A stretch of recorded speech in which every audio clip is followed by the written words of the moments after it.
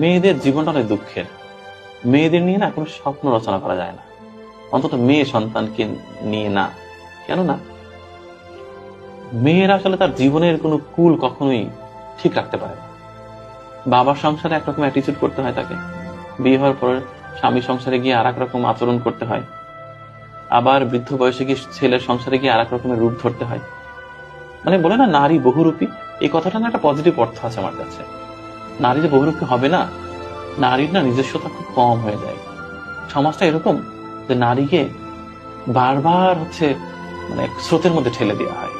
নারীকে অনেক কিছু সইতে হয় এই জীবনে, আমার মাকে যেমন সইতে হয়েছে।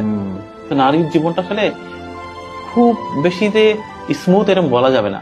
প্রতিটা নারীর জীবনেই খুব যন্ত্রণা, মানে এক একটা স্টেজে এক এক রকমের যন্ত্রণা। এই যন্ত্রণার কোনো সীমারেখা নেই। আমার তো মনে হয় প্রত্যেকটি নারী আসলে যন্ত্রণার মানে